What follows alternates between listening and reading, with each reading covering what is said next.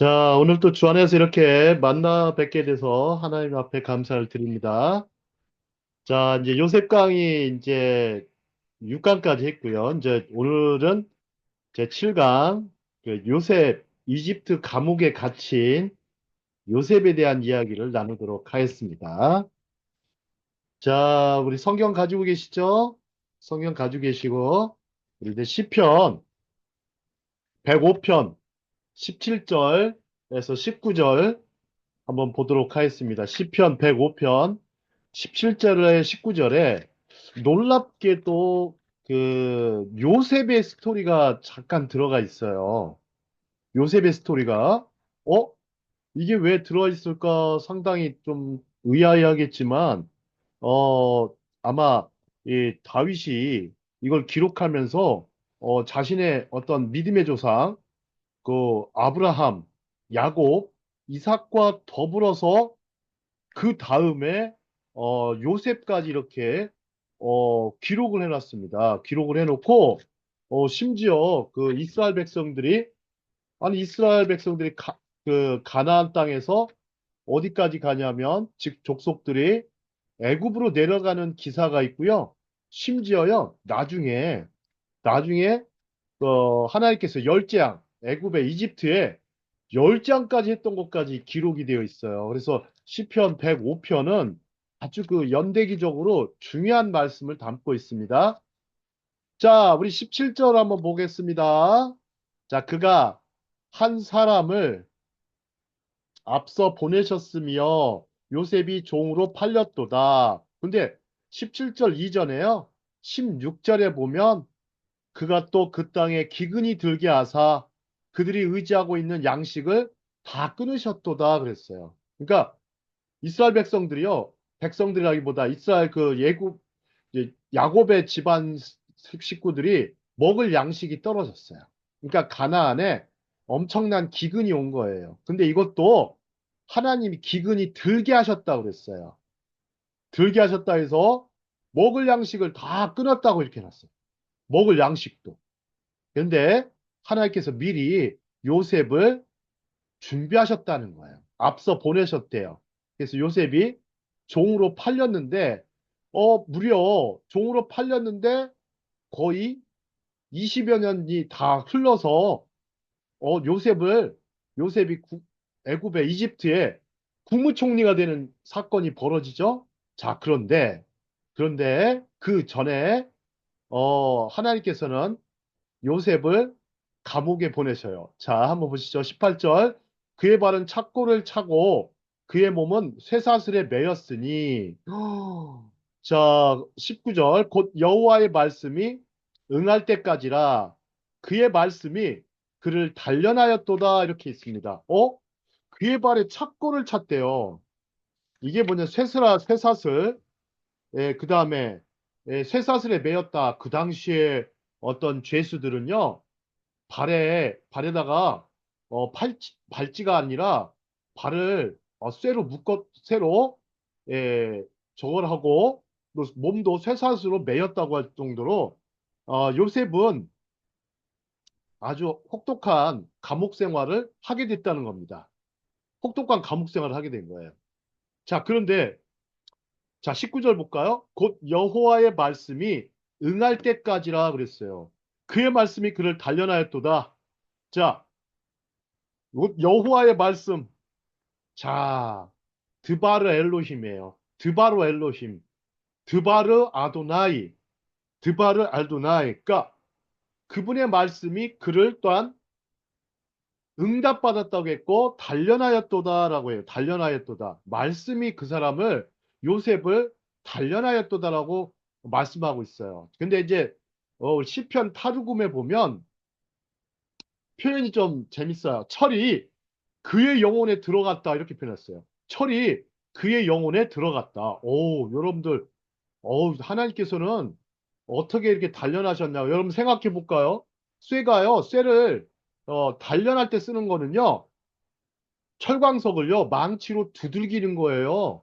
망치로 두들겨 가지고 철광석이 정말 쓸만한 물건, 도구로 될 때까지 두들깁니다. 그 다음에 담금질을 하고 다시 또 불 속에 넣었다가 뺐다가 물에도 넣었다가 계속해서 두들기는 거예요. 그러니까 하나님께서는 어떤 요셉의 일생에 아주 개입하여 주셔서 요셉을 그냥 계속해서 하나님의 쓸만한 사람으로 단련하신 거예요.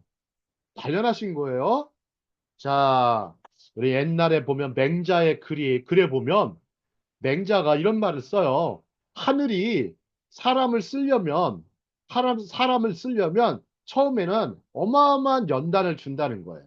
어마어마한 시련을 주고, 연단을 주고, 아마 그 굉장한 고통을 주고서 나중에 그 연단과 시험을 잘 통과한 다음에 그 사람을 큰 지도자요, 위대한 사람으로 쓴다는 거예요. 자, 우리 이거 마찬가지예요. 자, 요셉의 일생에 하나님께서 친히 먼저 요셉을 보내시고 그 시험 과정, 수련 과정, 그 과정을 요셉이 거치게 하였습니다. 거치게 하셨어요. 자, 그래서 요셉의 성품을 생각해 보시죠. 요셉의 성품, 아주 굉장히 하나님께 아주 저기, 뭐야, 예? 하나님께로, 하나님께로 돌아오는 성품이 됐어요. 여러분, 하나님께로 돌아오는 성품. 자, 하나님께서 요셉의 일생에 어떻게 개입하시는지 좀 더 살펴보겠습니다. 자, 다음 장을 보면은 이렇게 이거가 감옥에 아니라 나한테 볼 수가 있어요. 조졌네. 감옥에 갇혀 있는 모습. 자, 그 다음에 우리가 이집트 감옥을 좀 생각해 볼 수가 있어요. 여러분들 그 말씀을 말씀을 묵상을 해보다 보면 이 말씀이요 얼마나 우리 사람을 아주 저기 하는데 이 말씀을 잘 묵상해 보시면 또 말씀을 묵상하면서 반드시 하나하나 빼놓지 말아야 돼요. 자, 이집트 감옥을 볼까요? 히브리어로는 소아르라고 그래요. 그래서 탈무드, 탈자가 빠졌네요. 탈무드. 왜 탈무드인지 여러분도 아세요? 혹시 여기 저기 저 누구한테 물어볼까요? 우리 이원정님 한번 물어볼게요. 우리 탈무드가 왜 탈무드인지 아세요?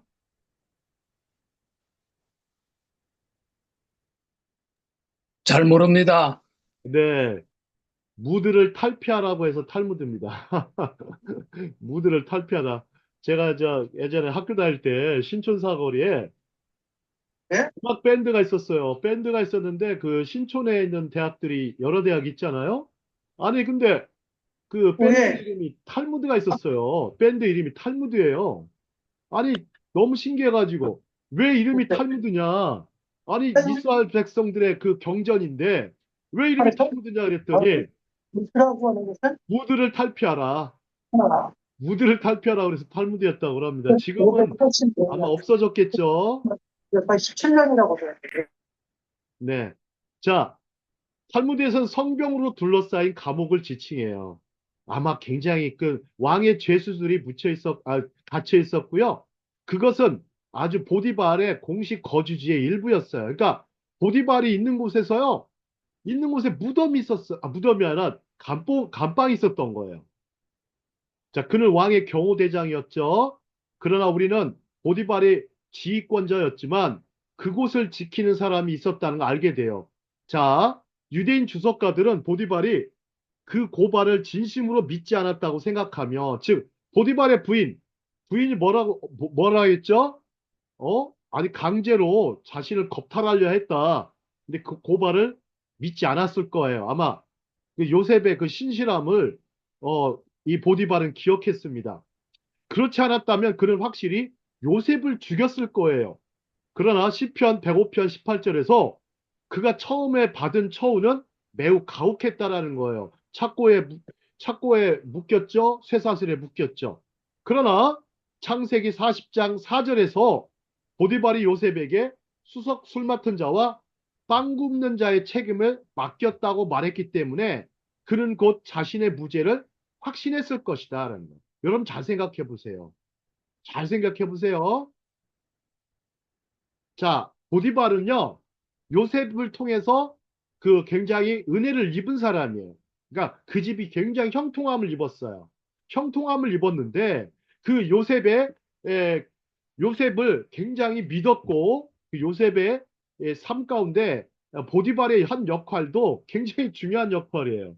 그래서 요셉에게 술 맡은 자와 빵 굽는 자까지 맡겼다고 하는 걸 보면 아마 요셉의 아주 꿈을 잘 해석하는 모습을 알았던 것 같기도 합니다.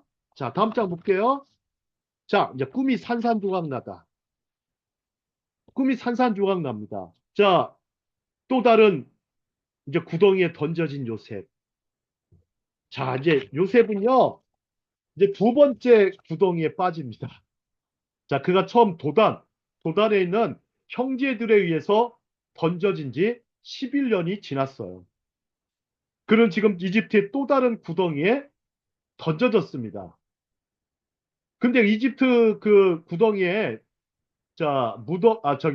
감방이요, 2년 동안 그 사람이 들어가 있었어요. 2년 동안 그는 학대를 받았으나 하나님이 하신 시험을 통과했어요. 그는 장차,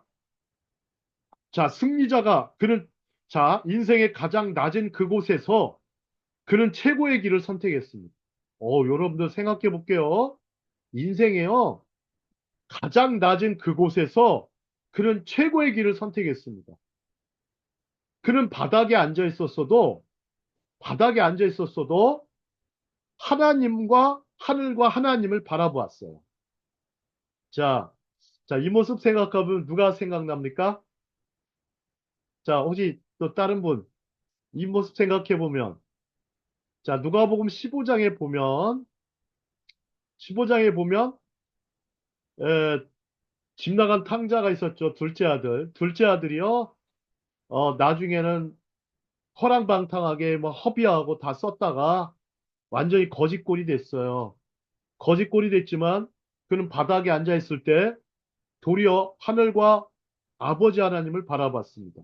그래서 아버지를 바라보고 돌아가게 됩니다. 그러니까 바닥에 앉아 있었어도 그는 돌아갈 수 있었어요. 만약에 바닥에 앉아 있지 않았다면 그는 돌아가지 않았을 것입니다. 자, 그러고 보면 인간에게 가장 또 중요한 점은요. 중요한 것은 뭐냐면 하늘과 하나님을 바라보는 것입니다. 하늘과 하나님을 바라보는 것입니다. 우리는 바닥에 앉아 있어도 하늘과 하나님을 바라볼 수 있도록 우리의 시선을 그쪽으로 돌리고 고개를 들어야 됩니다. 고개를 들어야 됩니다. 자, 혹시 여러분들 죽음의 수용소 아시죠? 죽음의 수용소. 빅터 프랭클의 책, 유태인 정신과 의사였던 빅터 프랭클. 빅터 프랭클이 너무나 낙심했습니다. 너무나 낙심하고 그 죽을 위기에 있었지만, 빅터 프랭클의 머리를 깎던 의사가 있었어요. 이발사가 자꾸 고개를 숙이니까 고개를 들어라. 고개를 들어라. 그 말이 마치 하나님의 음성처럼 들렸다고 그래요. 그는 아무리 낙심하더라도 고개를 들고 하늘과 하나님을 바라봤다고 하죠. 나중에 아우슈비츠 수용소에서 나와서 자신의 그 삶의 그런 고백들을 담아서 자기 책을 냈습니다. 그 책이 뭐라고요? 죽음의 수용소입니다. 꼭 읽어보셔야 됩니다. 자, 우리 창세기 40장 21절 읽어보겠습니다.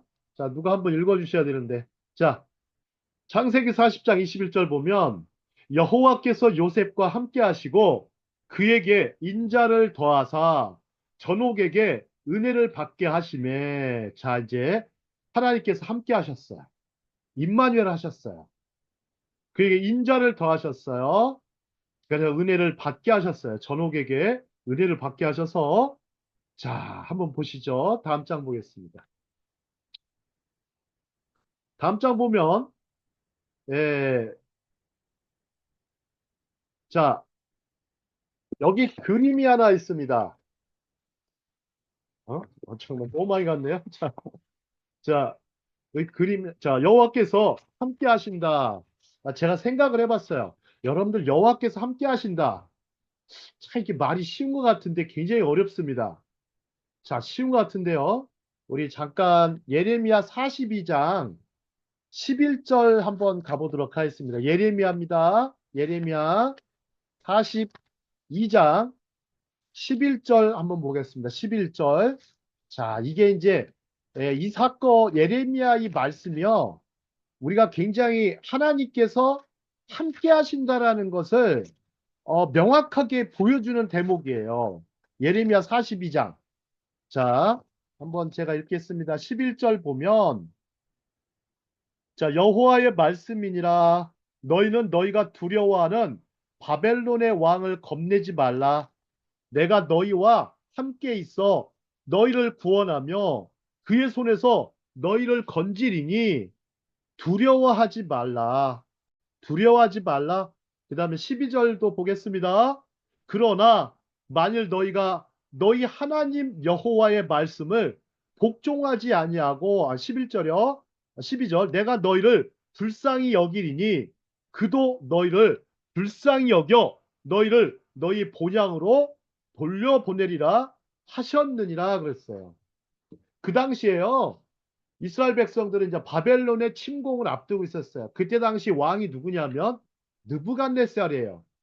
느부갓네살 왕이 침공을 앞두고 있는 상황에서 아마 이스라엘 백성들은 완전히 그 초토화되고 이스라엘 나라가 초토화되고 이스라엘 백성들은 이제 포로로 잡혀가기 직전이었습니다. 그러나 예레미야는 예언을 합니다. 그리고 반드시 신신당부합니다. 하나님께서 너희와 함께 있으시다. 너희를 반드시 구원하며 그의 손에서 즉 바벨론 왕 느부갓네살의 손에서 너희를 건지리니 두려워하지 말아라. 참 두려운 상황에서 담대히 외칩니다. 여러분들 너희와 함께라는 단어가요. 에트캠이에요. 여기서 에크캠이 아니고 에트캠. 에트캠인데요. 에크캠이 아니고 에트캠. 함께라는 단어는 에트예요. 에트. 에트. 여길 잘 보시죠. 에트라는 단어는요. 히브리어 알레버고 타우예요. 타우. 알레버고 타우예요. 자, 알렙하고 타우인데, 자, 이 알렙은 히브리어의 첫 글자예요. 그 다음에 타우는요, 타부는 히브리어의 마지막 글자예요. 여러분의 에트가 함께라는 뜻인데, 위드에 위드, 위드, 우리와 함께, 위드 유, 당신과 함께, 너희와 함께, 여긴데, 에트가 다시 뭐라고요? 알렙과 타우예요. 그래서 처음부터 끝까지 너희와 항상 함께 있겠다고 말씀하시는 거예요.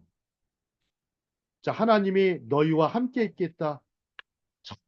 처음부터 끝까지 우리와 함께 계시다고 말씀하시는 겁니다. 자, 그분은 우리 삶의 모든 사건을 취하여 아름다운 무언가로 조심스럽게 엮어내고 계십니다.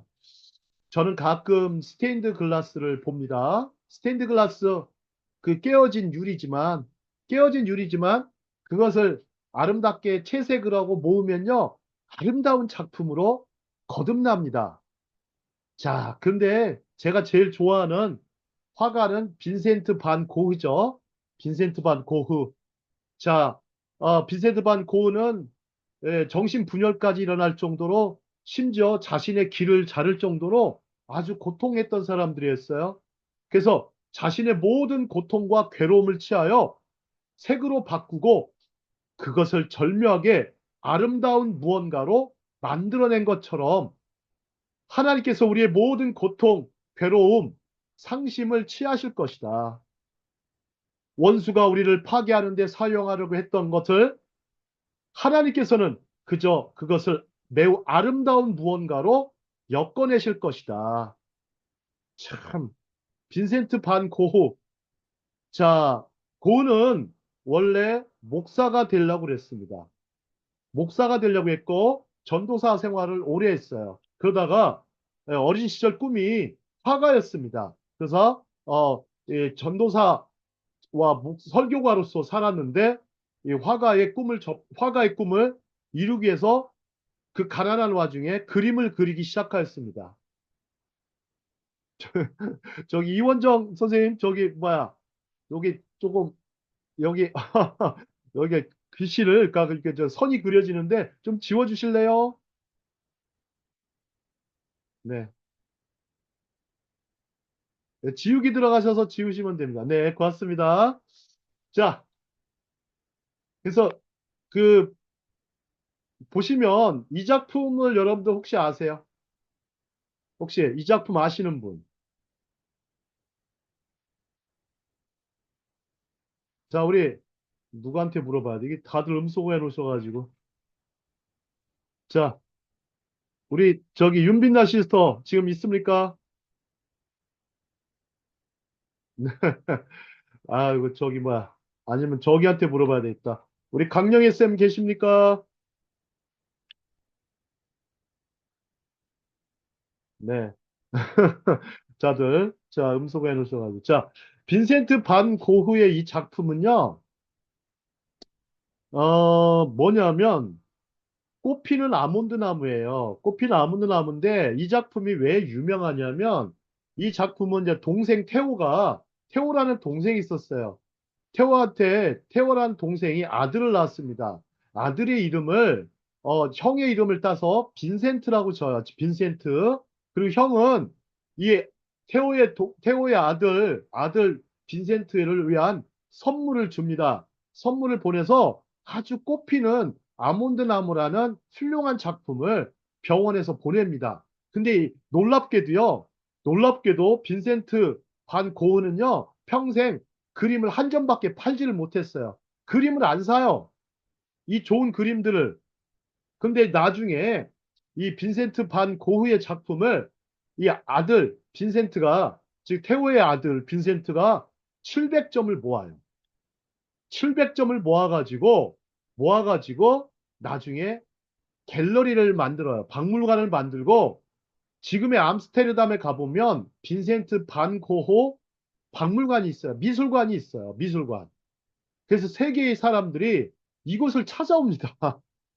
이곳을 찾아와요. 자, 근데 오늘 저희 강좌는 요셉 강좌잖아요. 우리는 얼마나 많은 사람들이 요셉을 찾아옵니까? 응? 요셉의 라이프 스토리를 들으려고 예, 찾아오십니다. 자, 시편 126편으로 갈게요. 시편 126편. 자, 5절, 6절입니다. 자, 에, 자, 시편 126편 5절, 6절은 자, 5절 보시죠. 자, 5절 보시면 자, 눈물을 흘리며 씨를 뿌리는 자는 기쁨으로 거두리로다 그랬고요. 자, 울며 씨를 뿌리러 나가는 자는 반드시 기쁨으로 그 곡식단을 가지고 돌아오리로다 그랬어요. 근데 자, 빈센트 반 고흐는 씨 뿌리는 자라는 작품도 만들어요. 이 사람은요, 이 성경 속에서 모티브를 많이 찾아요. 찾아가지고 그림을 많이 그렸어요. 자, 눈물을 흘리며 씨를 뿌린다. 여러분 생각해 보세요. 씨 뿌리는 사람이 얼마나 힘들면 눈물을 흘릴까요? 또 씨를 뿌리러 나가는 와중에도 울면서 나가요. 자, 이제 이 모습을 보면 이건 어떤 상황이에요? 이스라엘 백성들이요, 바벨론 포로 시절에 그런 모습을 보여주고 있어요. 자, 포로 시절에 그런 모습이에요. 근데 그 사람들이요, 나중에, 나중에 이제 이스라엘로 돌아왔어요. 이스라엘 돌아왔더니 이스라엘이 완전히 황폐화됐어요. 완전히 황폐화돼가지고, 황폐화된 상황에서 이 사람들은 다시 밭을 개간을 하고 씨를 뿌려야 되는 상황이 벌어진 거예요. 벌어졌는데, 이 상황을, 다윗은 묘사해 놓은 거예요. 자, 울며, 눈물을 흘리며 씨를 뿌리는 자, 기쁨으로. 그래서 여기서 단어를 보세요. 씨를 뿌린다는 말, 눈물이란 말이 2번 나와요. 그 다음에 씨를 뿌리다가 2번 나와요. 그 다음에 기쁨이 2번 나와요. 그 다음에 거둔다, 가지고 돌아온다가 2번씩 나옵니다. 이게 무슨 얘기예요? 여러분들, 자, 심고, 이게 무슨 법칙이냐면요. 메모해 놓으셔도 좋아요. 심고 거둠의 법칙이에요. 사람들은요, 심고 거둠의 법칙, 심은 대로 거두게 되어 있어요. 심고 거둠의 법칙이에요. 자, 그 다음에 우리 시편, 137편도 다시 한번 가보세요. 자, 시편 137편 보겠습니다. 시편 137편. 자, 시편 137편에 보시면, 자, 워낙 유명한 말씀이죠. 그죠? 자, 자, 리버사이드 오브 바벨론이라는 노래가 있잖아요. 그죠? 자, 우리가 여기 보면 바벨론의 이제 포로 생활. 자, 근데 다시 1절 보겠습니다. 37장 137편 1절. 이 사람들이 바벨론 강가에서 앉아서 시온을 기억하며 울었습니다. 자, 울었어요. 마치 이 모습은 씨를 뿌리러 가는 모습인 것 같아요. 자, 울면서 씨를 뿌리러 갔어요. 자, 그 중에 그리고 버드나무에 우리의 수금을 걸었더니 악기를 걸어놨다는 거고요. 3절 이는 우리를 사로잡은 자가 거기서 우리에게 노래를 청하며 우리를 황폐하게 한 자가 기쁨을 청하고 여기 보세요. 기쁨을 청하고가 나오죠. 자기들을 위하여 시온의 노래 중 하나를 노래하라 함이로다. 우리가 어찌 이방 땅에서 어찌 여호와의 노래를 부를까? 그러면서 5절 보겠습니다. 5절. 여러분들 이 5절 말씀은요. 예루살렘아 내가 너를 잊을진데 내 오른손이 그의 재주를 잊을지로다. 자, 6절 내가 예루살렘을 기억하지 아니하거나 내가 가장 즐거워하는 것보다 더 즐거워하지 아니할진데 내 혀가 내 입천장에 붙을지로다 이렇게 했어요. 그래서 여기서 예루살렘에 대한 얘기를 합니다. 자, 그런 상황에서 노래할 수 있는 사람은 없을 거예요. 우리가 살면서 절망을 많이 겪을 때가 있어요. 굉장히 힘든 순간을 맞이할 때가 있고. 근데 우리가 포로 생활을 해본 적은 없죠. 그죠? 나라를 빼앗기고 포로 생활 해본 적은 없잖아요. 근데 옛날에 그래서 우리가 역사를 공부해야 되는 이유가 한국도 구한말 시절 얘기를 들어보면 얼마나 많은 고통을 겪었습니까? 그죠? 거의 뭐 조선 사람들 얼마나 많은 고통을 겪었습니까? 근데 마치 이 모습을 보면 우리가 마치 울면서 씨를 뿌리러 나가는 사람들의 모습인 것 같아요. 그런 와중에 무슨 얘기예요? 희망을 뿌렸다라는 얘기예요. 희망을 뿌렸다라는 얘기예요. 희망을 뿌리면서 결국에는 그 광복의 희망, 또 다시 자유의 희망, 또 심지어 민주주의의 열망들이 생겨났다고 생각해요. 저는 또 6.25를 우리는 겪었습니다. 한국은 6.25를 겪었죠. 6.25를 겪으면서 우리가 공산주의가 얼마나 나쁜지 알게 됐고 인간에 대한 생명을 함부로 하는 모습이 얼마나 나쁜 걸 알겠어요. 그 다음에 또 하나 계속해서 그때 그 어려운 시절에 기독교가 어마어마한 부흥을 이루죠. 그죠? 고난의 때 아주 힘들고 어려운 때 절망의 때 부흥이 일어났습니다. 지금 한국 교회를 보십시오. 부흥이 일어나지 않고 있는 게 뭔지 아세요? 고난이 별로 없어서 그래요. 절망이 별로 없어서, 핍박이 별로 없어서, 고통이 별로 없어서 그래요. 너무나 편안해졌고, 너무나 많은 걸 가지게 되었고, 경제적인 자유와 자립을 누리게 되었고, 또 굉장히 의료와 복지, 교육의 모든 면에서 선진국이 되었어요. 근데 오히려 영적으로는 후진국이 되어버렸어요. 한때요, 우리가 독립운동했을 때 생각납니다. 1900, 예? 여러분들 1919년 여러분 3.1 운동을 했었죠. 3.1. 그때 당시 예? 얼마나 많은 그때 기독교인들의 숫자가요. 불과 20만 명밖에 안 됐대요. 불과 20만 명이요. 3.1 운동을 주도했어요. 그 중에 대부분 사람들이 3.1 운동을 주도하고 이 사람들은 울면서 씨를 뿌렸어요. 이 대한민국에서 기도하고 이 조선이 언젠가는 하나님의 반열을 하나님의 손 위에 올려질 거라는 것을 믿었습니다. 하나님의 손 위에.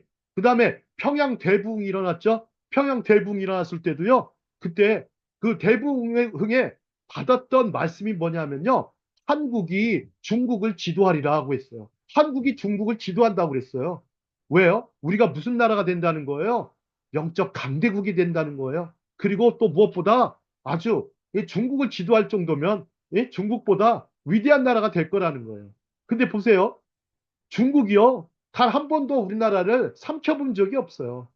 중국이요. 그 고래 같은 나라가요. 우리 새우 같은 나라 한국을 삼키질 못했어요. 삼키질 못했어요. 한국은요. 요나와 같은 나라예요. 요나 같은 나라예요. 이스라엘이 요나와 같은 나라였다면 민족이라면 한국도 요나와 같은 나라예요. 그 나라를 두 나라 하나님께서 말세에요. 이스라엘과 한국을 크게 지도하는 나라로 쓰신다는 거예요.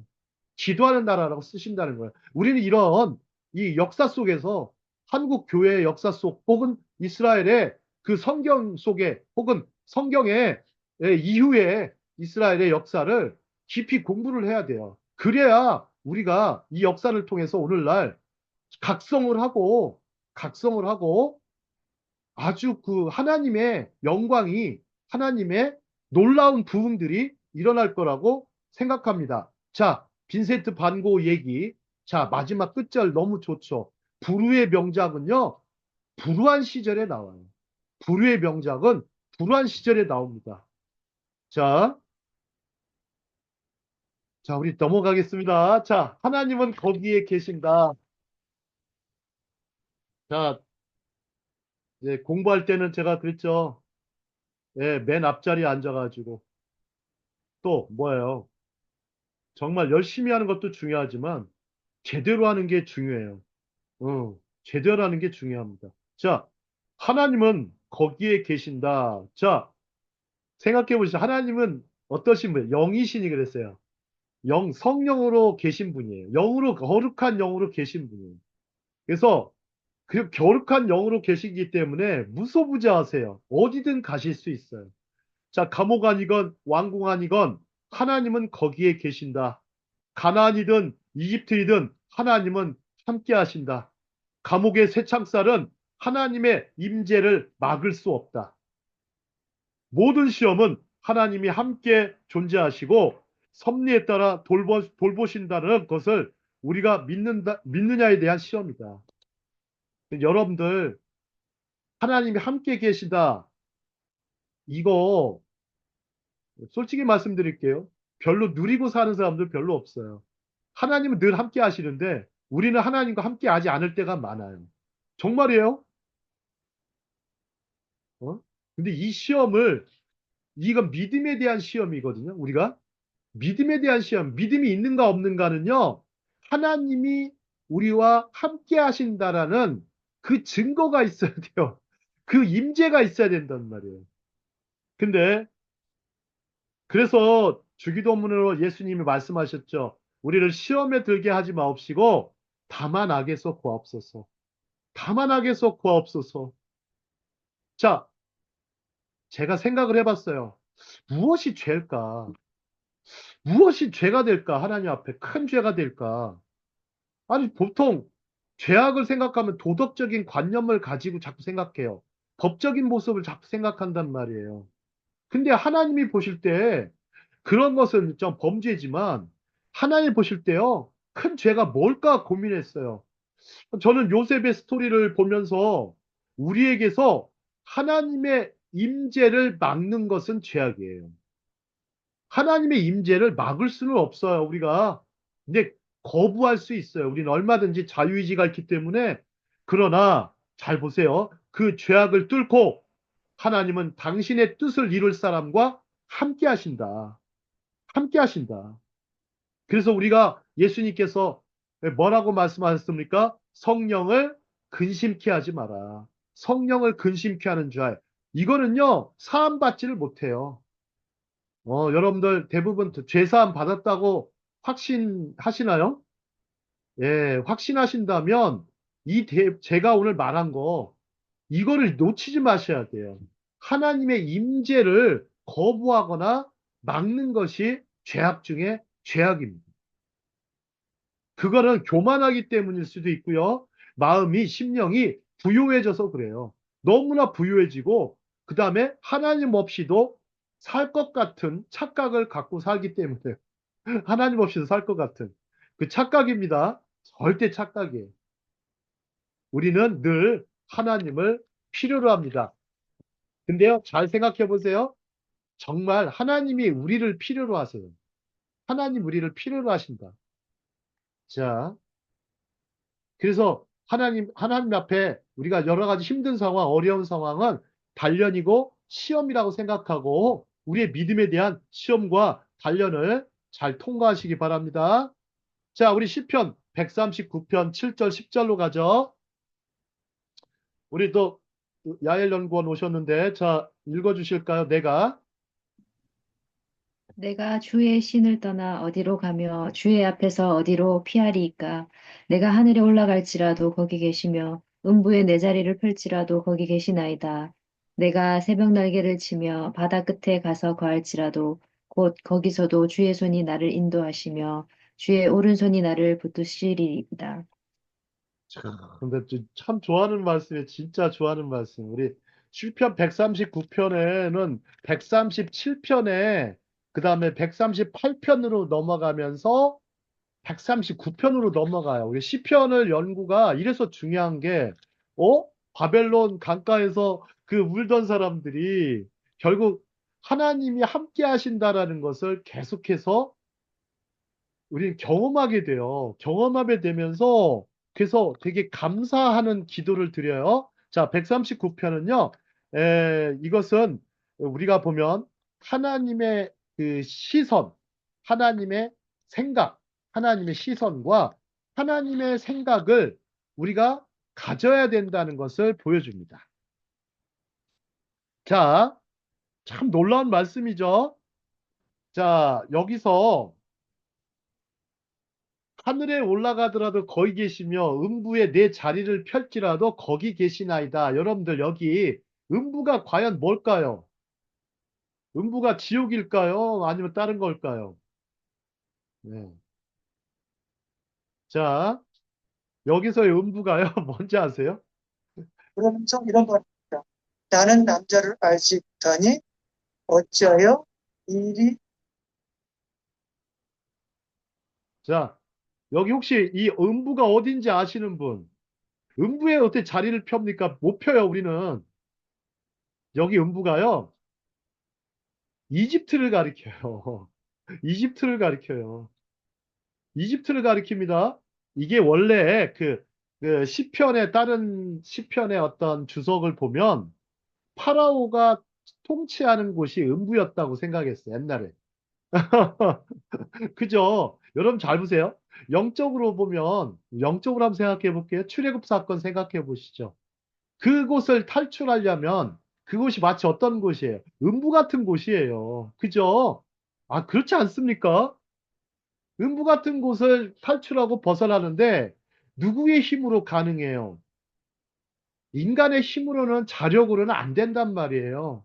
근데 인간의 힘이 아니라 정말 인간은요, 음부까지도 갈 수 있어요. 하늘에 올라갈 수도 있다니까요. 의지적으로. 근데 못 가죠. 못 간, 이제 모순이긴 하지만 심, 내가 설사 하늘에 가도 거기 계시고 음부에 즉 맨 뭐 지하 세계까지 생각할 수도 있겠죠. 거기 계시나이다. 내가 이집트에 내려갔어도요. 하나님이 거기에 함께 계시다. 이게 이제 옛날에 보면 사본 중에 아마르나 편지라는 게 있어요. 아마르나 편지. 여기에 보면 이 대목이 나와요. 여기에 음부가 파라오에 대한 곳이에요. 파라오가 통치하는 곳이에요. 자, 그 다음에 내가 새벽 날개를 치며 여기서 이게 무슨 말인지 아세요? 아침 날개? 새벽 날개? 이거 해석을 잘 못하시던데. 네? 자, 여기 김은성 선생님 계세요? 다들 음소거와 비디오 속어까지 다 해놓으셔가지고 다들 숨어 계시네. 자, 우리 김은성 선생님, 여기 좀 아침 날개가 뭔 말인지 아세요? 새벽 날개. 네, 모르겠습니다. 저 동탄에서 이제 와가지고요. 막 밥 먹고 있어요. 죄송해요. 그러시죠? 자, 새벽 날개, 아침 날개를 치며 바다 끝에 가서 거한다고 그랬어요. 이게 뭐냐면 여러분들 아침에 해가 돋을 때요. 해가 어떻게 돋아요?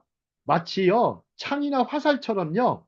창이나 화살처럼 이 펼쳐지는데 날개를 잘 보세요. 날개가요. 마치 보면 새 날개 넓게 펴보세요. 그럼 뭐가 있어요?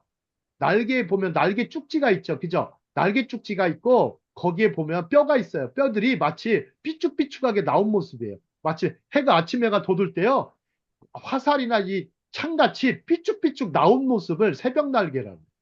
히브리어로 새벽 날개. 그래서 아침 해가 돋을 때를 가리켜요.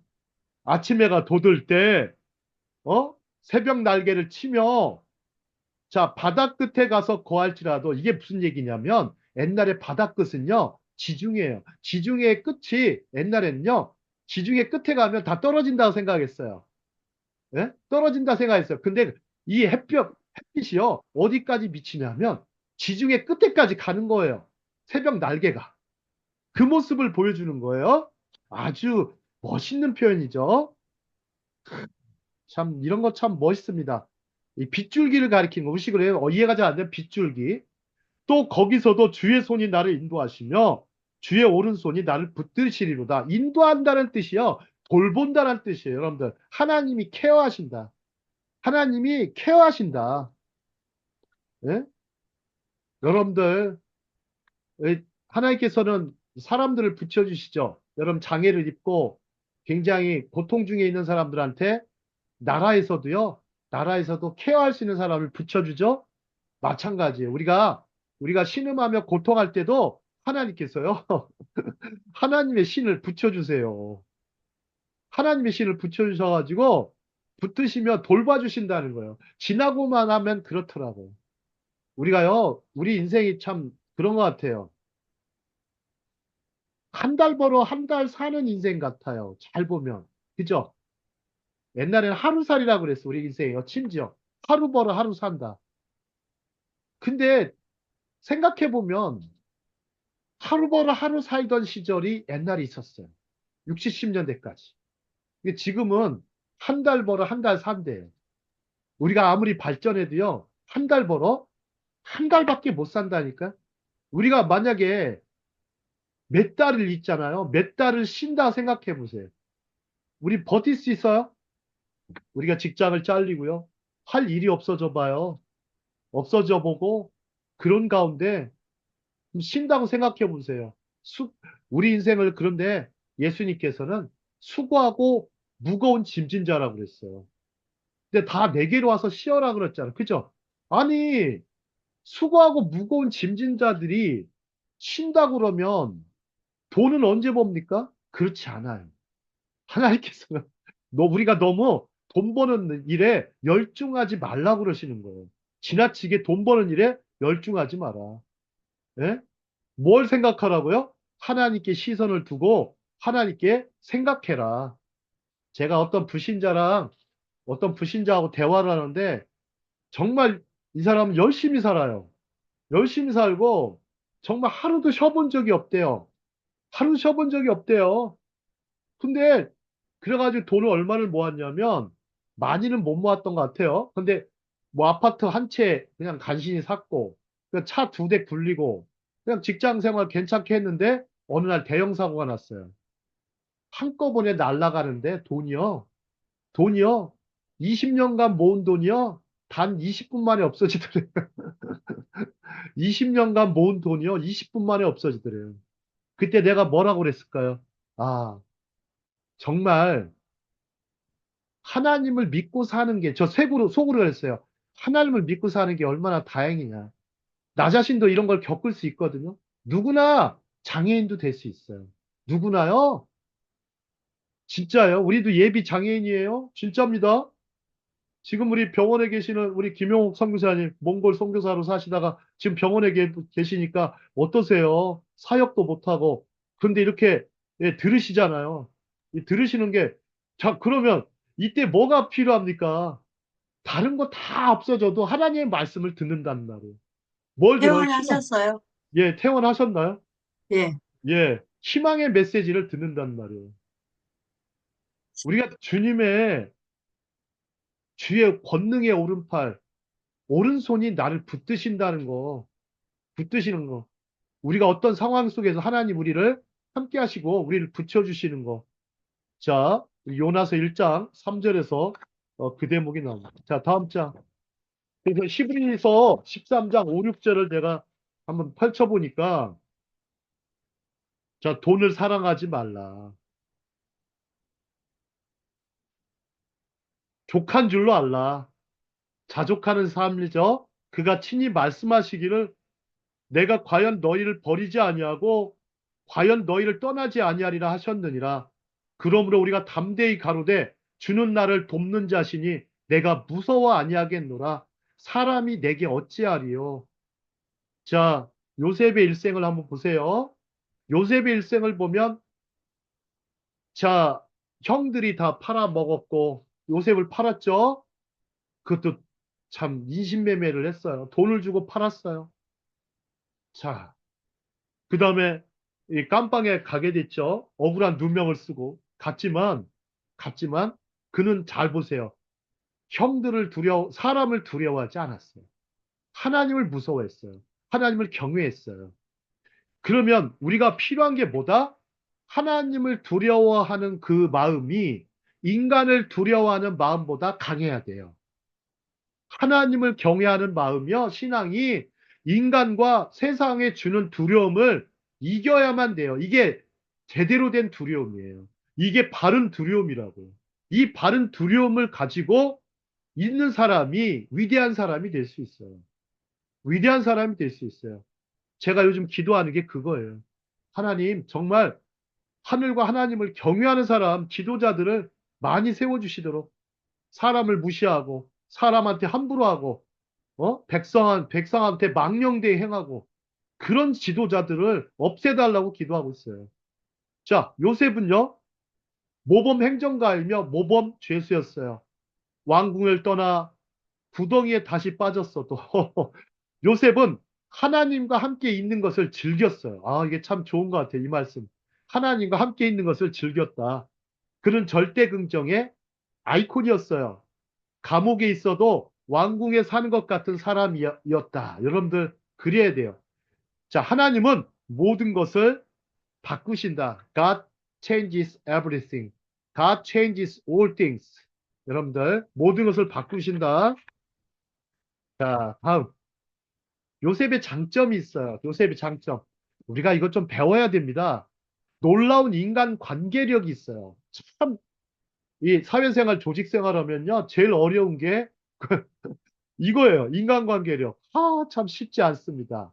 쉽지 않아요. 이것 때문에 온갖 상처와 온갖 괴로움을 당하는 사람도 많고, 이것 때문에 그냥 사람이 보면은 희노애락이라고 하죠. 삶을 살아가면서 희노애락. 이게 상당히 대부분은요, 다 인간관계와 관련이 있어요. 희노애락. 진짜예요. 희노애락. 여러분, 인간관계가요, 어디서부터 시작돼요? 일단 부모와 자녀, 그쵸? 그 다음에 남편과 아내, 여기서부터 시작을 하잖아요. 또한 그러면서 친구와 친구, 또 아니면 이웃과, 이렇게 다양하게 인간관계가 있죠. 그 다음에 같은 직장인들, 혹은 다른 어떤 지인들과도 다 관계가 있고, 또 알지도 못하는 사람과 이렇게 관계를 갖잖아요. 여러분들도 그래요. 뭐, 저를 원래 알고 있는 사람이 아니잖아요. 그죠? 알고 있는 사람이 아니잖아요. 그래도 제가 헛사는 건 아닌 것 같아요. 이렇게 그래도 저희 부족한 강의를 들으러 오시는 걸 보면 헛산 것 같진 않습니다. 자, 자, 놀라운 인간관계력. 자, 하나님께서는 자, 술 맡은 자와 떡 굽는 자를 보내셨어요. 자, 그들은 왕 파라오를 거슬려 본질적으로 같은 곤경에 처한 인물들이에요. 이 사람들도요, 구덩이에 빠진 사람들이에요. 구덩이에 빠진 사람이고 똑같아요. 어찌 보면 요셉은 요셉과 같은 그런 처지에 있는 걸 발견했어요. 그래서 요셉에게는 도울 수 있는 친구들이 생겼어요. 일종의 동병상련이라고나 할까? 그죠? 자, 7절에 보면 자, 7절을 보면 아침에 이들의 상태가 좋지 않음을 요셉은 살핍니다. 그들에게서 꿈을 듣습니다. 자, 그는 우는 자들과 함께 울고 웃는 자들과 함께 웃을 줄 아는 인물이었습니다. 이번에요, 무한 참사 있었죠. 아, 너무 좀 끔찍한 참사에 그냥 보자마자 눈물이 왈칵 쏟아지는데, 근데 그 다음날, 예, 극동방송의 어느 목사님이 울면서 설교를 하시더라고요. 울면서, 울면서 설교를 하시더라고요.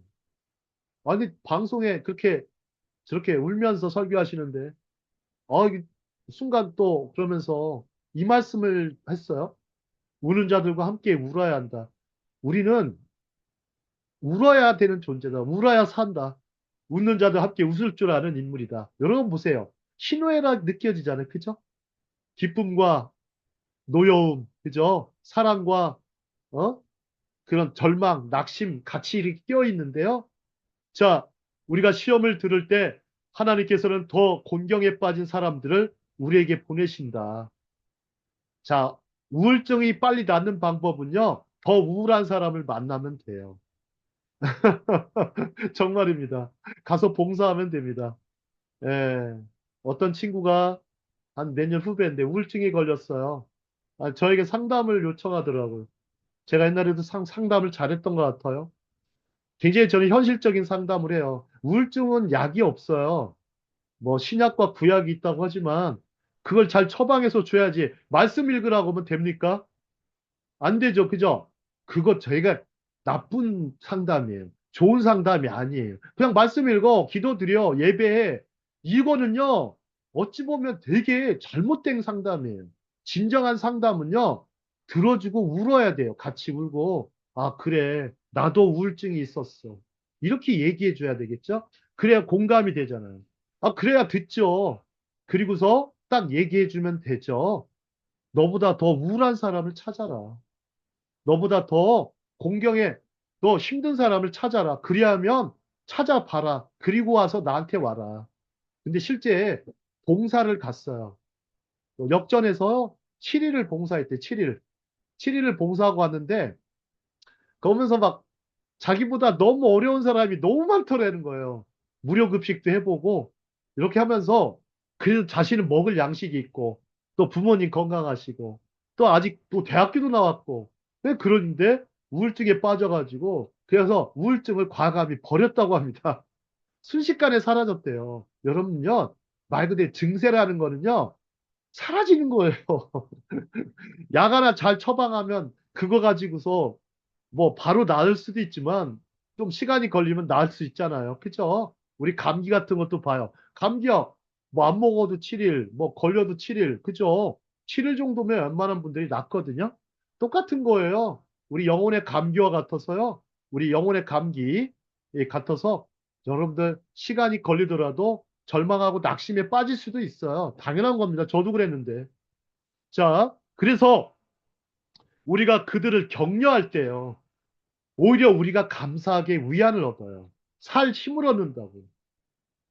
자, 위기는 더 큰 기회로 이끈다. 위기는 두 단어의 합성어라고 그러죠. 위험과 기회.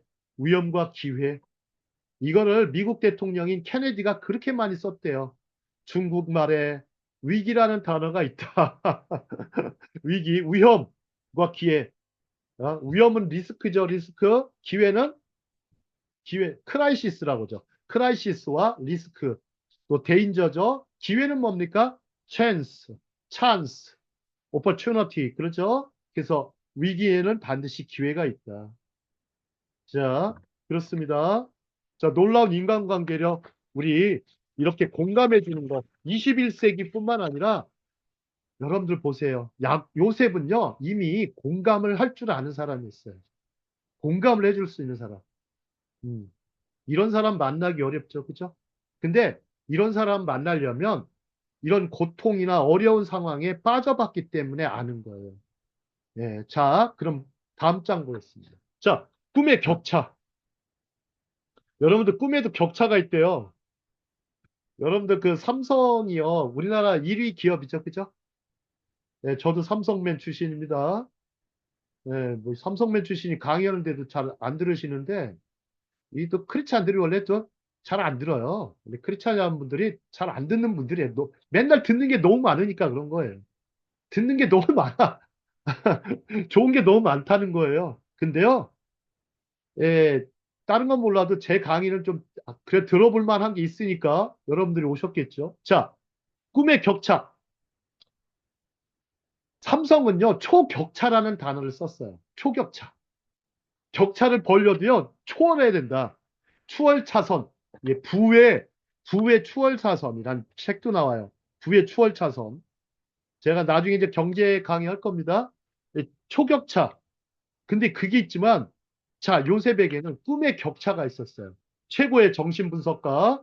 자, 꿈의 해석을 했던 사람이에요. 자, 술 맡은 관원장. 자, 9절, 10절. 떡 맡은 관원장. 16절, 17절에 나와요. 자, 술 맡은 관원장은 좋은 소식이 있었고요. 떡 맡은 관원장은 나쁜 소식이었어요. 그래서 요셉은요, 술 맡은 관원장에게 마지막 부탁을 합니다. 아, 당신 복직되면요, 파라오에게 좋은 말을 해줘서 나를 좀 감옥에서 꺼내주시오. 구명해 주시오. 그랬어요. 근데 꿈들은요, 요셉이 말한 대로 곧 꼭 이루어졌어요. 술 맡은 관원장은 복직을 됐고, 떡 맡은 관원장은 죽임을 당했어요. 자, 그의 꿈 해석의 능력은 하늘나라의 휴지통에 버려진 것이 아니었어요. 근데요, 술 맡은 관원장은 2년 동안 그 사이에 2년이 또 지나가요. 나중에 바로의 꿈을 통해서 요셉을 떠올린 거예요. 요셉을 떠올린 거예요. 잊고 있었다가. 가끔 그럴 때가 있잖아요. 저도 오늘 저기 어떤 수원 친구가 전화를 와가지고 너 그 전에 작년에 했던 약속 기억나? 뭐였지? 뭘 하나 보내준다고 그랬는데 오늘 문자가 와가지고 그거 좀, 예, 안 보내줘도 되니까. 근데 제가 그랬죠. 약속한 건 지켜야 돼. 아이고, 다시, 어디 까먹었었는데, 고맙다고. 이렇게 해서 다시, 예, 그런 걸 볼 수가 있어요. 자, 사람은요, 까먹을지라도요, 하나님은 까먹지 않으세요. 사람은 까먹을지라도, 하나님은 까먹지 않으십니다. 여러분들요, 그 술 맡은 관원장은 내가 반드시 파라오한테 가서 자네를 꺼내 주겠네 했겠죠. 그죠? 하지만 2년 동안 잊고 지냈다가 까먹고 지냈다가 이 바로의 꿈을 통해서 기억나게 했습니다. 자, 하나님께서는 이렇게 믿지 않는 자라도 들어 쓰시는 거예요. 믿지 않는 자라도. 응? 믿음의 사람이 아니더라도. 자, 다음 장. 창세기 아라마 타르굼 40장 보겠습니다. 자, 여기 얘기는 뭐, 잘 보세요. 요 얘기가 이제 더 재밌어요. 미즈라임이 이제 이집트라고 그래. 옛날에 미즈라임 이집트라고 하는데 왕의 술 맡은 관원장과 빵 굽는 관원장이 범죄하였습니다. 그들은 그들의 주인 미스라임 왕, 즉 이집트 왕을 죽이려고 그의 음식과 음료에 죽음의 독을 넣기로 의논하였습니다. 그리고 파라오는 그 두의 종, 곧 술잔 담당자와 빵 굽는 담당자에 대한 소문을 듣고 화가 났습니다. 그리고 그는 그들을 최고 사형 집행관 보디발의 집에 있는 감옥에 넘겼는데 그 감옥은 요셉이 갇혀있던 곳이었습니다. 여러분들 이게 좀 우리가 보면 성경은 다 사본이에요. 수없는 많은 사본들이 있어요. 타르굼도 그런 사본 중에 하나예요. 그래서 이거는 성경이라고 할 수는 없지만 정경이라고 할 수는 없지만 훌륭한 어떤 자료집이고요. 예, 훌륭한 문서입니다. 여러분들 이걸 알면은 아하, 성경을 이해할 수가 있게 되죠. 네, 지금까지 성경 공부가요, 어떻게 하는지 아세요? 저도 성경 공부를 몇십 년간 했는데, 받았죠. 전 10년 동안 받았어요. 10년 동안. 여러 목사님들하고 교수님들한테. 근데 그분들의 특징은 절대 성경 밖의 얘기를 안 해요. 아니, 성경 얘기를 하는 건 좋은데, 그냥 성경 안에서만 모든 걸 다 풀어내려고 하는데, 항상 뭐가 부족한 거예요. 말이 안 된다고 생각했어요. 왜냐하면, 헷갈리거나, 아니, 도저히 해석이 안 되는 부분들 있잖아요. 그런 분들은 질문을 던져요. 그러면 질문을 던지면 답변해 줄 수 있는 목사님이 없는 거예요.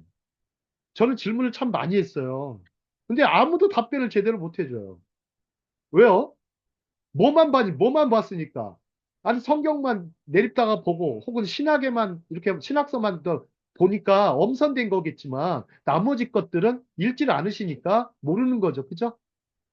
아, 저도 성경 중심으로 하려고 노력합니다. 하지만 사람들 이해를 시켜야 될 거 아니에요. 최대한 논리적으로. 그죠? 아, 그래야 그게 공부죠. 그게 공부가 아니면 그냥 설교죠. 단순한. 그러면 안 돼요. 저는 성경을 가르치는 입장이지만, 그러나 이 성경의 어떤 이 중요한 부분들은 아마 이런 문서들을 통해서 이해를 시키는 겁니다. 자, 두 관원장의 이제 안색을 살피는 요셉. 자, 아까 요셉의 이제 공감 능력을 얘기했습니다. 자, 그러면서 꿈에 대한 얘기를 하는데요. 자, 중간에 보시면 오늘 여러분의 얼굴빛이 여러분이 이곳에 온 이후로 늘 보다 더 사악해 보이는 것 같은데 무슨 까닭입니까? 라고 질문을 던져요. 얼굴 먼저 안색을 살폈단 말이에요. 너 얼굴이 보통 우리 그렇죠. 너 얼굴이 안 돼 보인다. 너 무슨 일 있었니? 그러죠. 그죠? What's up? What's the matter with you? 그죠? 영어로. What's the problem? 이게 영어로 쓴다 말하면 with you 그럽니다.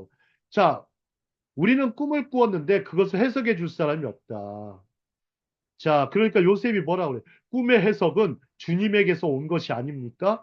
지금 나에게 말해 주세요. 그래서 이제 드림 스토리를 얘기합니다. 드림 스토리. 자, 먼저 술 맡은 관원장, 술 장수장이라고 썼네요. 내 앞에 포도나무가 있더라. 뭐 나무에는 가지가 3개 있는데 뭐 싹이 나자마자 새싹이 돋아나고 그것들이 곧 열매로 익어 포도가 되었습니다. 그리고 나는 파라오의 잔을 내 손에 건네주고 포도를 따서 파라오의 잔에 담아 파라오의 손에 건네주었습니다. 이게 술 맡은 관원장의 꿈이에요. 네, 요셉이 보세요. 자, 이제 여러분들이 지금 여기를 뭐 얘기를 하는데 요셉이 그에게 말했어요. 그에게 말했는데 이것이 꿈의 해석의 끝입니다. 3가지는요, 세상의 새 아버지. 이 타르굼에 이렇게 나와요. 아브람, 이삭, 야곱입니다. 그들의 아들들은 미스라임에서 진흙과 벽돌과 뭐 밭의 모든 노동의 노예가 될 것입니다. 그러나 그 후에 그들은 새 목자의 손에 의해 구출될 것입니다. 이렇게 나와요. 근데 나는 포도를 따서 파라오의 잔에 짜서 그 잔을 파라오의 손에 주었습니다. 그것은 파라오가 마지막에 마실 진노의 병입니다. 그러나 술 맡은 관원장인 당신은 당신의 꾼 좋은 꿈에 대해 좋은 보상을 받을 것입니다. 그리고 그 꿈의 해석은 다음과 같습니다. 3가지는 당신이 해방될 때까지 3일입니다.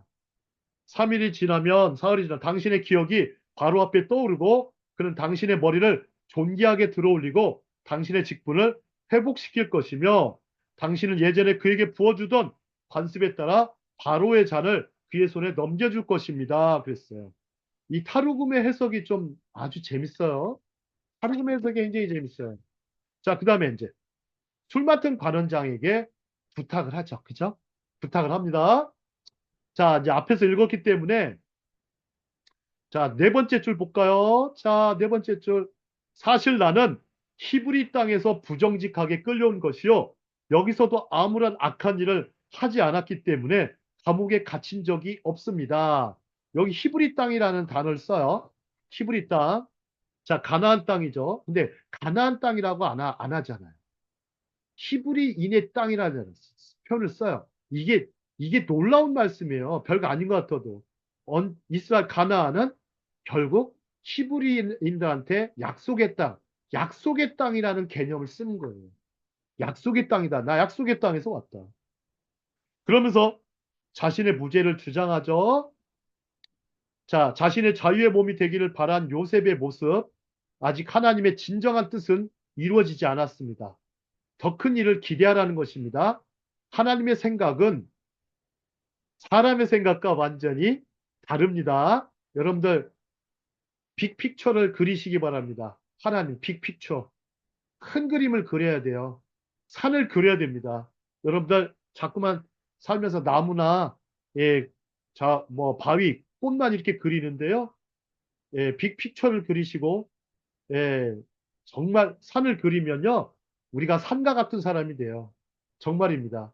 빅픽처를 그리면 산과 같은 사람이 되는 거예요. 자, 다음. 자, 떡 굽는 관원장의 꿈 이야기. 자, 이거는 뭐 다 아시는 얘기지만, 자, 그리고 제빵 책임자는 동료의 꿈의 해석을 이해하고 그가 잘 해석했음 알고 조급한 혀로 요셉에게 말하기 시작해. 조급한 혀로. 그래서 나도 꿈에서 보았는데 내 머리 위에 좋은 빵 바구니 3개가 있었습니다.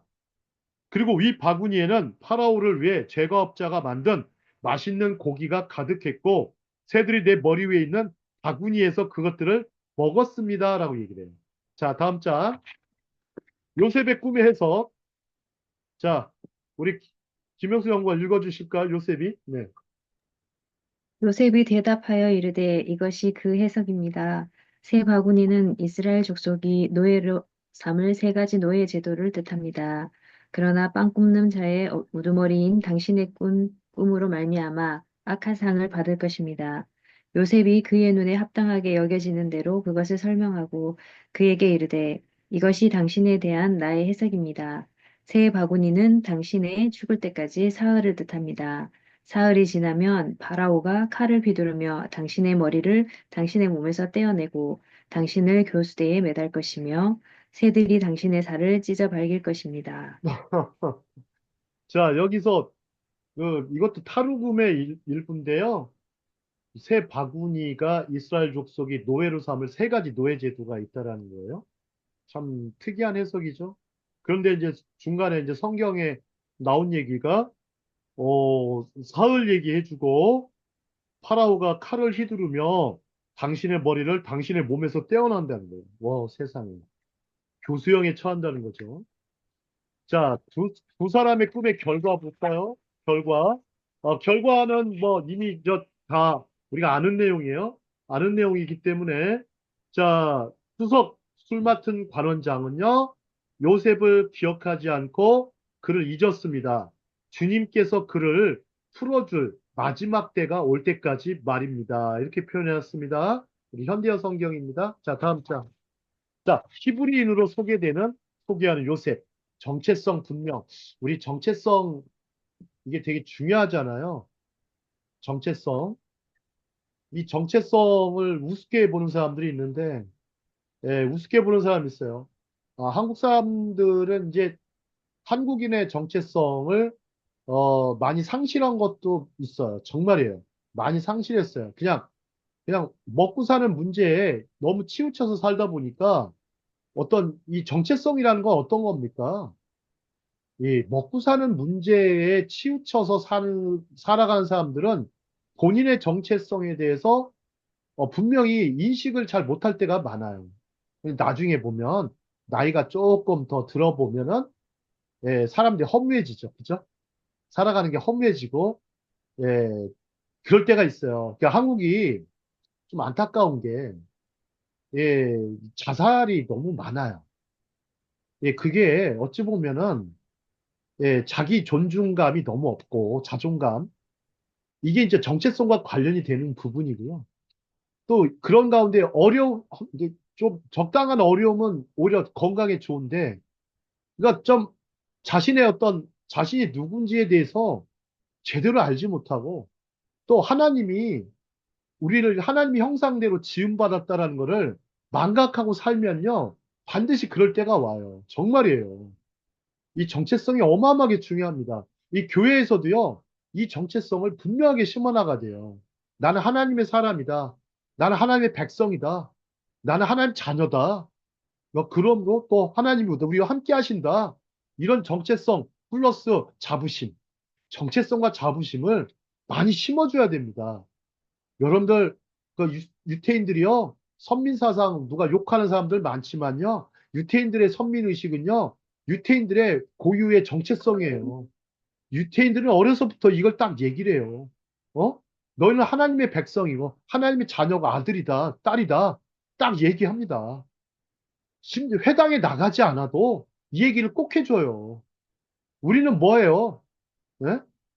저희 아버지는요, 저한테 무슨 정체성을 심어주셨냐면, 너는 왕족이다.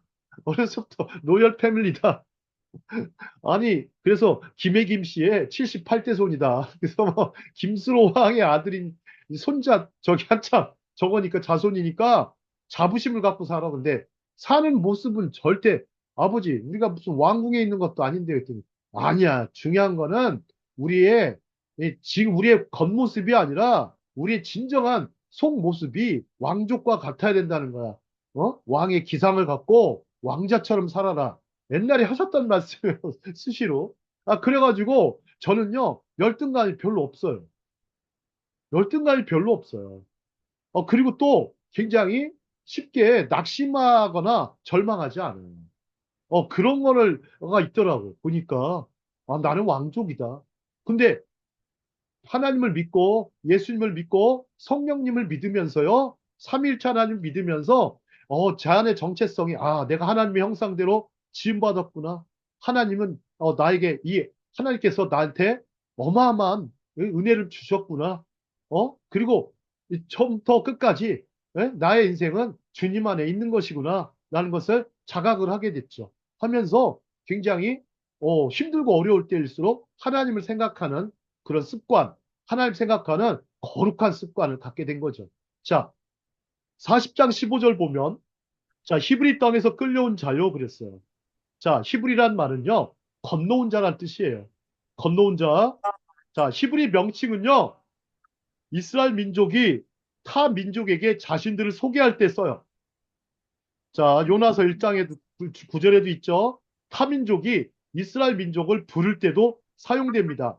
한편 요셉이 자신을 히브리인으로 소개한 이유는 셈과 에벨, 요 에벨이란 단어가 히브리란 뜻이에요. 에벨, 에벨, 네? 셈, 함, 야벳, 그 이후에 셈 족속에서 나온 사람이 에벨이 에벨, 에벨.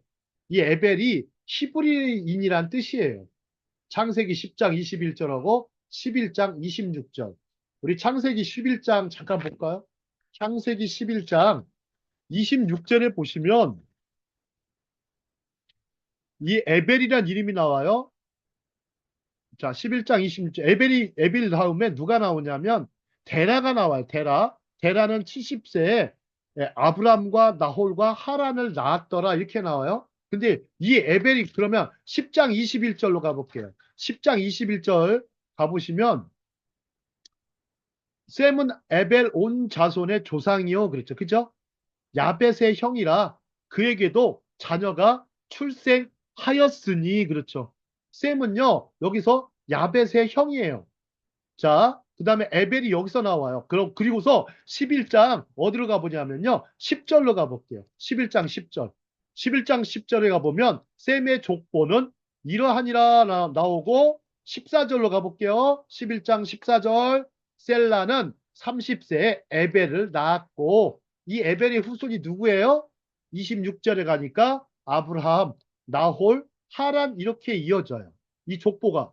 그리고서 12장에 하나님께서 아브라함을 저쪽 바벨론 강 건너편 유프라테스 혹은 티그리스 혹은 유프라테스예요. 유프라테스 강을 건너오게 하셔가지고 지금의 시리아 땅, 시리아에 유프라테스 강이 있어요. 지금도 있죠. 그 강에서 건너와서 이 가나안 땅으로 들어오죠. 예, 들어오죠. 들어왔는데 그 들어왔던 곳이 지금의 단지파 땅이에요. 단지파 땅. 단지파 땅을 넘어서 들어오셨어요. 들어오고 나중에 또 어디로 건너가요? 응? 또 나일강을 건너가죠. 그죠? 나일강을 건너간단 말이에요. 나일강을 또 왔다 갔다 건너니까 유태인들의 이름 부를 때 히브리인들이다. 에벨의 자손이다. 근데 이게요. 언약의 백성이라. 언약의 백성. 자, 한번 물어볼게요. 언약이 중요합니까? 율법이 중요합니까? 언약이 중요합니까? 율법이 중요합니까? 우리 영승연구원. 지난번에 한번 언약. 언약이 더 중요합니다. 우리는요, 율법은 기억 못해요. 근데 언약이 많지 않죠. 그죠? 언약이 많지 않아요. 언약이 몇 개 안 된다고. 성경에 물론 언약 신학으로 따지면 막 펼치면 어마어마하게 많겠지만 하나님이 우리에게 주신 언약은요, 하나도 떨어지지 않고 다 이루어졌어요. 하나도 떨어지지 않고 다 이루어졌어요. 언약은. 예언사를 보면. 즉 이스라엘의 예언사라는 책이 있어요. 이스라엘의 예언사를 보면 언약은 땅에 떨어진 게 하나도 없어요. 다 이루어졌어요. 하나님의 때가 되어서 하나님의 타이밍 때 다 이루어졌어요. 우리에게도 주신 것 언약 백성, 하나님의 백성, 우리를 어떤 사람으로 세우셨다고요? 출애굽기 보면 하나님 우리 신명기에도 나와 있죠. 거룩한 백성, 또 베드로전서에도 있습니다. 제사장 나라 거룩한 백성의 정체성을 우리한테 심어주셨어요. 그의 소유된 백성으로 우리 네 가지 정체성이 있다고 그랬죠. 그거를 기억해야 돼요. 자, 자부심이죠. 일종의. 자, 예레미야 34장 13, 14절. 내가 뭐 길게는 안 하겠습니다. 한 15분 정도만 더 할게요. 자, 이스라엘 하나님 여호와께서 이와 같이 말씀하시니라. 내가 너희 선조를 애굽 땅 종의 집에서 인도하여 낼 때에, 여기 보세요. 때에다가 동그라미 치세요. 때가 있어. 하나님의 타이밍. 하나님의 타임. 주이시 타임이야. 하나님의 타임이에요. 그들과 언약을 맺으며, 여기다 동그라미. 언약. 커버넌트를 맺었어요. 테스타먼트를. 테스타먼트. 테스트가 있다는 얘기예요. 너희 형제 히브리 사람, 여기 또 네모칸 히브리 사람이 내게 팔려왔거든. 너희는 7년 되는 해 그를 놓아줄지어다. 그가 6년 동안 너를 섬겼은즉 그를 놓아 자유하게 할지니라. 이걸 뭐라고 그래요? 희년이라고 그래요. 그죠? 해방을 줬단 말이에요. 너희 손주가 내게 순종하지 아니하며 귀를 기울이지도 아니하였느니라. 예? 자, 히브리 사람들, 자, 에레미야에도 등장하죠. 자, 이제 요셉의 스토리 또 들어가 있어요. 요셉이 단념하여 했던 세 가지. 자, 요셉은 여러분들 하나님의 백성으로 산다, 하나님의 자녀로 산다는 것은 이 세 가지를 단념하셔야 돼요. 하나님의 종이 된다면 세 가지를 단념해야 됩니다. 하나님의 뜻대로 행하는 자가 하나님의 가족입니다. 예수께서 그러셨죠. 하나님의 뜻대로 행하는 자가 나의 가족이고 나의 친구다. 그래서 핍박받았던 거죠. 그래서 핍박받는 거예요. 예? 그렇다고 해서 우리가 부모를 공경하지 않느냐? 그렇지 않습니다. 형제를 사랑하지 않느냐? 그렇지 않습니다. 우리는 이미 계명을 받은 자들입니다. 하지만, 하지만 요셉을 잘 보십시오. 도단에서 그의 가족을 단념해야 했습니다. 자신의 뜻이 아니에요. 자신의 뜻이 아니었단 말이에요. 자, 두 번째, 보디발의 집에서 명성을 단념해야 했어요. 아이, 총무에 총무, 가정 총무, 수석 집사, 그죠? 그 다음에 감옥에서도 마찬가지. 그 다음에 친구들에 대한 기대도 단념해야 했습니다. 예, 자신이 도와줬는데도 결국에는 도움을 받지 못했었죠. 그죠? 근데 이 세 가지를 단념했습니다. 단념했습니다. 자, 한동대 총장님, 김영길 총장님, 마지막 유언이 이거라고죠. 오직 하나님을 의지하라. 사람과 세상을 의지하지 마라. 하나님만 의지해라 하고서 자, 천국에 가셨다고 합니다. 제가 존경하는 총장님이신데 참 하나님 때가 돼서 참 돌아가셨어요. 자, 다음 예레미야 17장 5절. 인간의 본성을 의지하지 마라. 자, 인간의 본성이 있어요. 자, 우리 김영수 연구원 읽어주실까요? 나 여호와가 나 여호와가 이렇게 말하노라. 무릇 사람을 믿으며 혈육으로 그 권력을 삼고 마음이 여호와에게서 떠난 그 사람은 저주를 받을 것이라. 저주를 받을 것이라. 자, 우리 다시 창세기로 가볼게요. 23절. 자, 술 맡은 관원장이 요셉을 기억하지 않고 있었던, 참 이런 거 보면요. 인간은 정말로 신실하지 않다라는 거예요. 정말 신실한 사람 정말 구경하기 힘들어요. 이 페이스풀이라고 하죠. 페이스풀. 페이스가 풀한 사람, 믿음이 가득한 사람은 만나기가 어렵죠.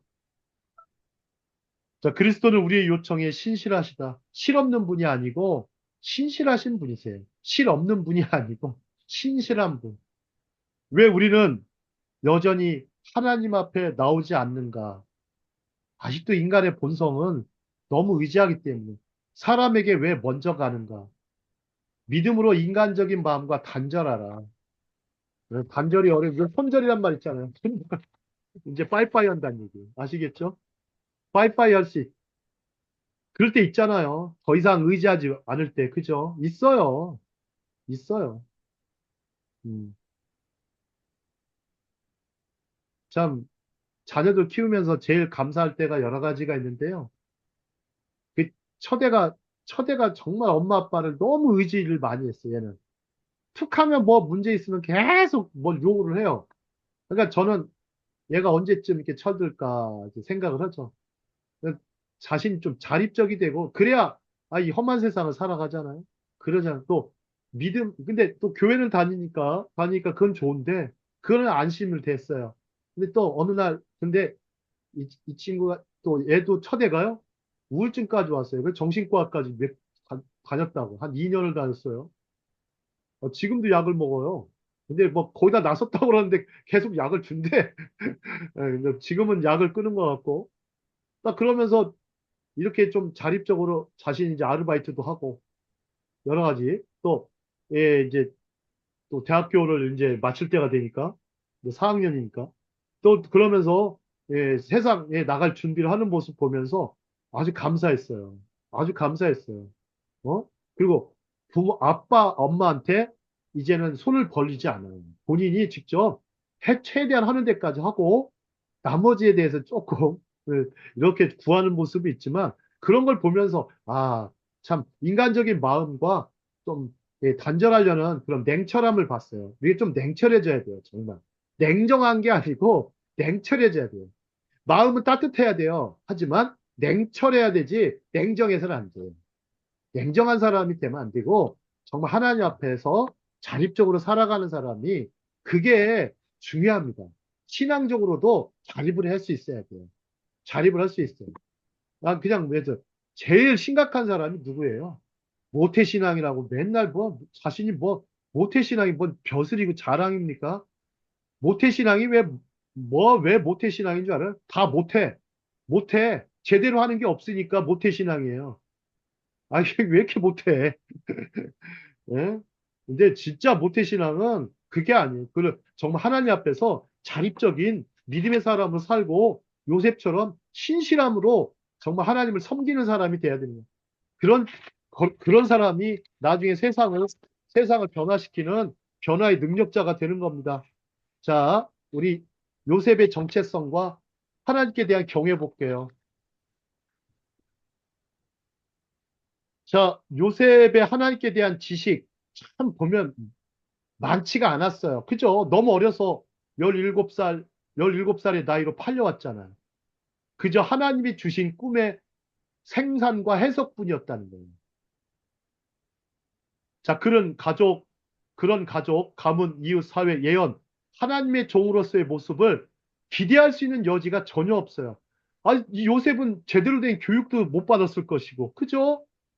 아니, 세상에, 어디 뭐, 무슨 대학을 나온 것도 아니고, 아니, 뭐, 노예로 팔려갔죠.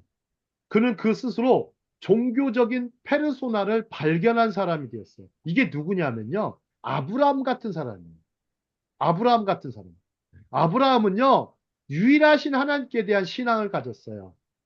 왜요? 그 우상의 나라에서 유일하신 하나님, 이 종교적인 페르소나를 발견했다고 그러는데 저는 발명했다고 생각해요. 마치 다니엘과 세 친구들 보세요. 이 친구들도 요셉과 같은 비슷한 나이에 시리아로 팔려갔단 말이에요. 끌려갔지. 우리 이거 쉽게 알 수가 있어요. 그리고 요셉은 아브라함, 이삭, 야곱처럼 믿음의 조상도 아니에요. 참으로 놀라운 특징이고 놀라운 사람이다. 요셉은 빛나는 새벽별 같은 인간이다. 자, 이 바벨론 탈무드 수카에 이런 얘기가 나와요. 요셉은 빛나는 새벽별이다. 모닝스타. 요 대목이 나와요. 새벽별 같은 사람이다. 금성. 보세요. 새벽에 제일 먼저 떠서 제일 먼저 비추죠. 참, 비추지 말라게도 지 스스로 빛을 비춥니다. 참, 신기하죠. 자, 이런 인물이에요. 자, 다음 장. 갑자기 왜 십자가의 두 강도가 나올까요? 십자가의 두 강도. 자, 신실하신 주님 보세요. 예수님이요. 저는 이 대목을 설교를 한 적이 있는데요. 여러분, 한자 올레자 아시죠? 올레자. 한자 올레자를 보면 놀랍게도 십자가를 발견해요. 잘 보세요. 가운데 십자가가 있죠. 그죠? 그 다음에 그 십자가에 한 사람이 매달렸어요. 이분이 예수님이에요. 그리고 좌우에 두 명의 사람이 또 보이죠? 두 강도를 가리켜요. 한자가 이렇게 신실한 한자가 있다니. 중국 내지 선교사 허드슨 테일러는요, 이 한자 가지고 선교했대요. 이 한자 가지고. 올레자. 그 요한복음 14장 6절. 요한복음 14장 6절에 뭐라고 합니까? 예수께서 가라사대 나는 길이요 진리요 생명이니 나로 말미암지 않고는 아버지께 갈자 올자. 갈자 올자 뭡니까? 올자가 없느니라 그러잖아요. 그죠? 이때 쓰는 거야. 이때 단어가 한자가 올레자예요. 올레. 주님의 도래. 주님의 오심. 자, 그런데 한쪽 강도가 얘기하죠. 한쪽 강도는 예수님을 저주합니다. 예수님을 저주하고, 어? 자, 당신이, 예? 메시아거든. 우리를 구원해달라. 그러니까, 근데, 옆에 있는 그 강도는 그 강도를 이렇게 꾸짖으면서 뭐라고 합니까? 저 사람은 우리가 받는 건 우리는 살인죄를 저지른 강도다. 죽을 수밖에 없다. 우리는 죽을 수밖에 없는 죄인이다. 근데 저분은 생명을 살해하지 않았고 오히려 살리러 오셨는데 왜 저분이 그러면서 딱 얘기를 하죠. 예수여, 당신의 나라에 임하실 때 나를 생각하소서. 근데 예수님은요, 이 십자가에 달린 그 강도한테도요, 야, 구원을 베푸십니다. 내가 진실로 내게 이르노니 오늘 내가 나와 함께 낙원에 있으리라. 낙원에 있으리라. 요한복음 14장 말씀처럼 내 아버지 집에는 머물 곳이 많다. 낙원에 있으리라.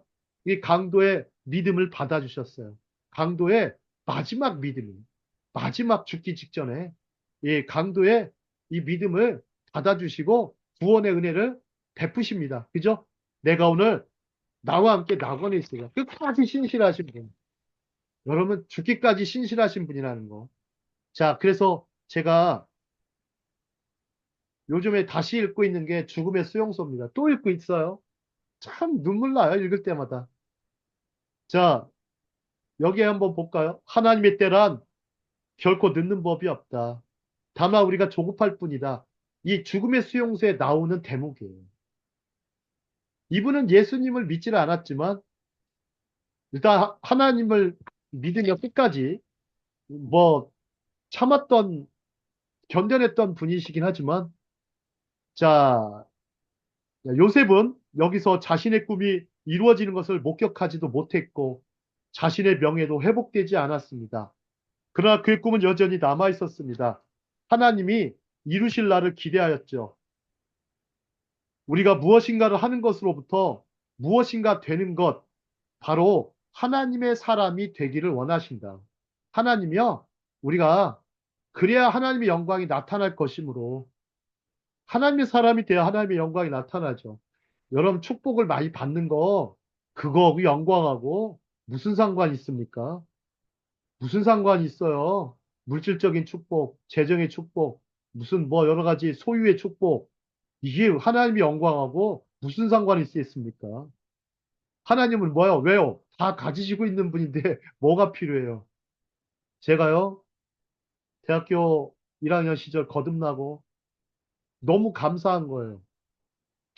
그래서 하나님 앞에 기도를 드렸어요. 하나님 너무 감사한데 제가 하나님께 꼭 뭐 좀 드리고 싶다고 그랬더니 드리고 싶다. 그냥 왜냐하면 거듭나면 어떻게 돼요, 사람이?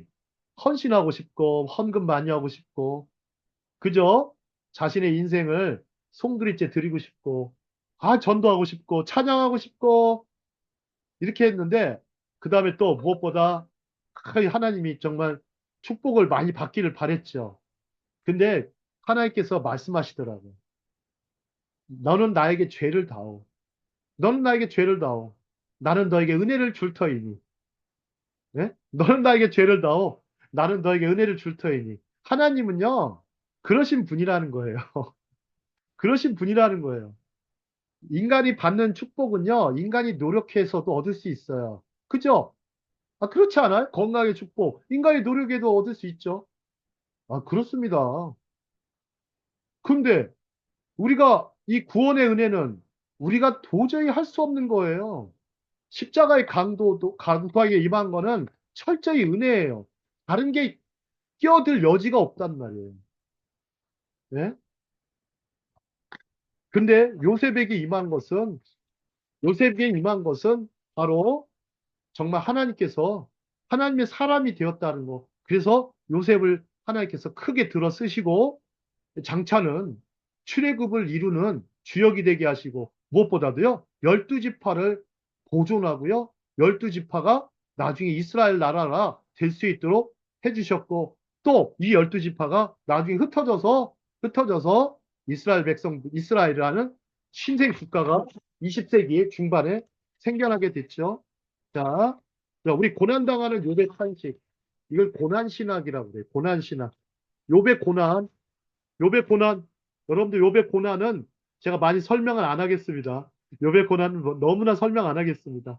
자, 이 부분 그냥 읽어보시면 될 것 같고요. 자, 또 하나 우리 욥기 23장 10절 12절 그리 아니하실지라도 자, 다부카 신앙이라고 우리가 그리 아니하실지라도를 다부카라고 합니다. 자, 그러나 내가 가는 길을 그가 아시나니 그가 나를 단련하신 후에는 내가 순금같이 되어 나오리라. 내 발이 그의 걸음을 바로 따랐으며 내가 그의 입술의 명령을 어기지 아니하고 정한 음식보다 그의 입의 말씀을 기이 여겼도다. 우리 말씀으로 하나님께서 우리를 단련하신다고 하시죠. 그죠? 말씀으로 단련하신다고 하셨어요. 근데 욥도 그런 말씀을 전해요. 내가 입술의 명령을 어기지 아니하였다. 하나님의 입술의 명령, 음식보다도 주님의 말씀을 기이 여겼도다. 이 굉장히 동방에서 최고 가는 부자, 예, 또 동방에서 최고 가는 이 욥 가운데 하나님께서 그 환난을 주셨지만 욥은 아주 그러나 다부카요, 다부카 반대로 자, 내가 가는 길을 그가 아신다. 그가 나를 단련하신 후에는 내가 순금같이 되어 정금같이 나온다고 했습니다. 여러분들 인생에도 이런 어떤 정금같이 나오는 순간이 있을 것입니다. 자, 오늘 강의는 여기까지 하도록 하겠습니다.